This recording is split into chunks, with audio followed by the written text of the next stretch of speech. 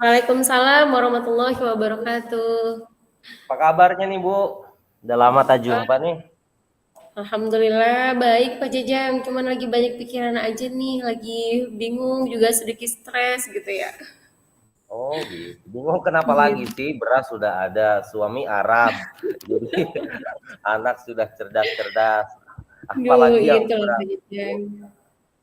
Gini Pak Jajang, saya tuh udah banyak dapat apa ya pelatihan, training gitu tentang pembelajaran diferensiasi di kelas. Dan itu udah lagi booming-boomingnya nih di sekolah nih, lagi membicarakan masalah pembelajaran diferensiasi. Nah, terkadang saya agak sedikit bingung nih Pak Jajang, gimana ya bikin modul pembelajaran diferensiasi itu. Yang awalnya saya pikir apakah karena dia berbeda-beda sesuai dengan gaya belajar murid dan kebutuhan murid, apakah saya harus membuat modulnya banyak, satu-satu anak, atau satu modul aja tapi skenario-nya banyak, atau seperti apa Pak Jajang? Kadang agak bingung ya untuk Oh gitu. Bu modulnya. Fitri jadi selama ini bingung masalah modul ajar. Nah iya Lah Pak emang selama Jajang. ini Bu Fitri sudah membuatnya kayak gimana? Nah, setahu saya kemarin itu saya bikin ya Pak Jajang ya, satu modul, tapi saya buat dengan beberapa skenario sesuai dengan gaya belajar anak. Menurut Pak Jajang, apakah yang saya lakukan itu udah benar? Oh gitu. Kalau menurut Hmm, pandangan saya dan sesuai dengan yang kemarin juga saya dengar ketika pelatihan itu sudah benar Bu. Jadi modulnya memang cuma satu, cuman di dalam inti kegiatan skenario-nya itu bisa berbeda-beda gitu. Ibu menyesuaikan dengan hmm, kondisi murid dan yang Bu Fitri lakukan tadi, yang Bu Fitri ceritakan, menurut saya pribadi itu sudah sangat sesuai kok, sudah tepat kok. Jadi tidak harus hmm. diferensiasi itu kan kalau kata pengawas itu untuk memfasilitasi kebutuhan anak tidak harus modul ajarnya 10, 20 sesuai jumlah siswa, tidak Nah, gitu. Tapi ya oh di gitu ya.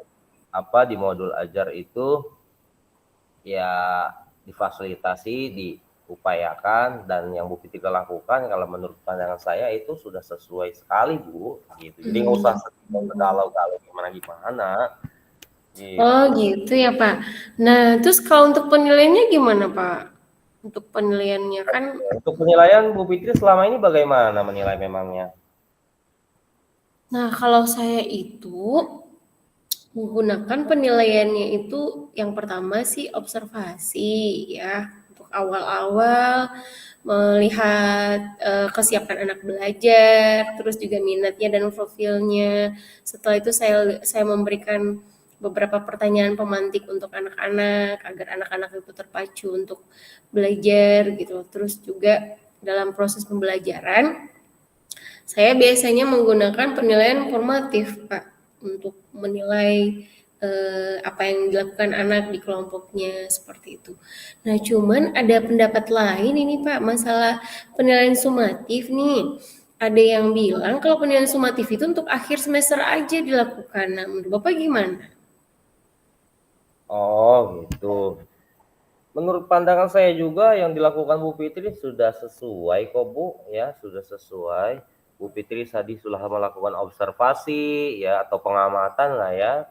Kemudian tadi juga sudah melakukan formatif, ada tadi juga sumatif ya. Memang istilah sumatif ini biasanya memang di akhir Bu ya, menurut beberapa pemateri kemarin ketika kita diklat juga biasanya memang di akhir ada sumatif akhir jenjang, sumatif akhir tahun. Dan itu sudah sesuai kok yang Bu Fitri lakukan gitu ya. Jadi tidak perlu khawatir galau-galau lagi. Cuman Saya agak mungkin sedikit bingung aja. masuk sedikit aja apa namanya indikatornya itu dipertajam sih Bu, supaya nanti ketika misalnya ada orang tua yang bertanya nilai anaknya cuma dapat 70 dan kemudian dia menanyakan dari mana nilai anak saya Pak Bu kok cuma dapat segini, nah itu kita mesti punya apa namanya ya argumen yang dirumuskan yang berdasarkan indikator ketercapaian tujuan pembelajaran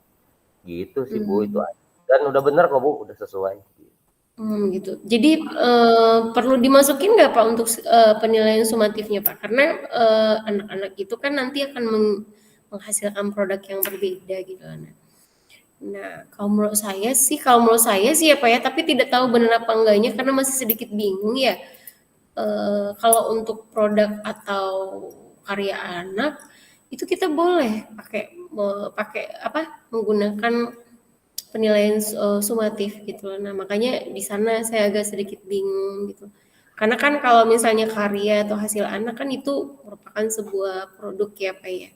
Nah, dan produk itu kan tidak mesti harus benda, bisa jadi mereka membuatnya dalam bentuk presentasi portofolio atau mereka membuatnya dalam bentuk komik atau misalnya anak-anak membuatnya dalam bentuk poster seperti itu.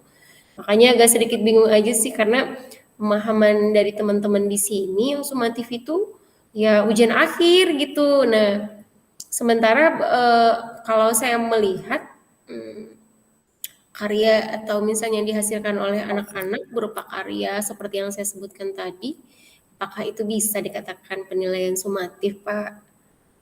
Nah, atau gimana? Oke, kalau menurut saya pribadi ya kalau Bu Fitri menganalisisnya seperti itu sudah bisa dikatakan penilaian sumatif Bu itu.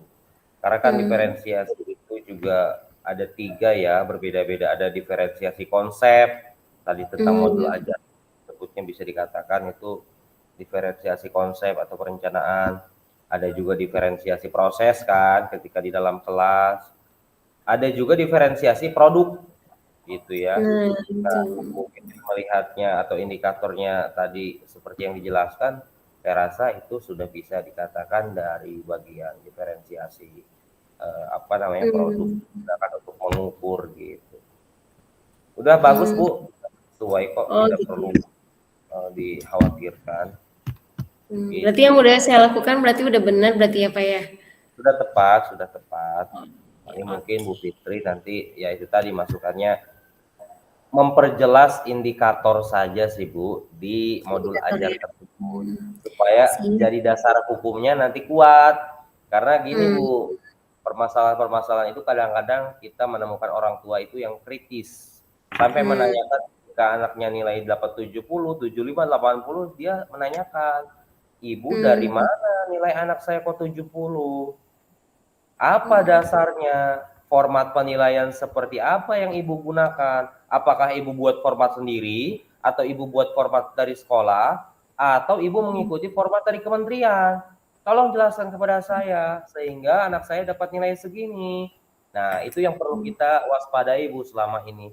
Kadang-kadang ada saja, termasuk saya di sini pun sering banget mendapatkan pertanyaan-pertanyaan yang seperti itu. Oleh sebab itu masukan saya di modul ajar yang Bu Fitri sudah buat itu indikatornya dispesifikasikan gitu ya supaya lebih jelas gitu, lebih apa namanya lebih touch gitu ya sehingga memiliki dasar hukum yang kuat. Gitu aja sih Bu kalau dari saya. Baik Pak, berarti dimasukkan juga berarti di sana itu apa KKTP-nya berarti gitu ya Pak ya? Karena kan Boleh, ada boleh. indikatornya berarti kan harus dipertajam, diperjelaskan tadi Pak Ejam bilang. Terus disesuaikan dengan KKTP yang ada di kurikulum Merdeka. Berarti begitu ya Pak ya? Betul Bu, betul begitu. Dan Oke, Bu Fitri sudah sangat sesuai. Udah nggak usah galau-galau lagi lah. Oke baik Pak, terima kasih Pak untuk sharingnya gitu. Nah, semoga bermanfaat Sama-sama buat Bu. saya. Gimana perasaan Bu Fitri setelah sharing seperti Eh, ini? Ya, Sedikit alhamdulillah sharing. lega ya Pak.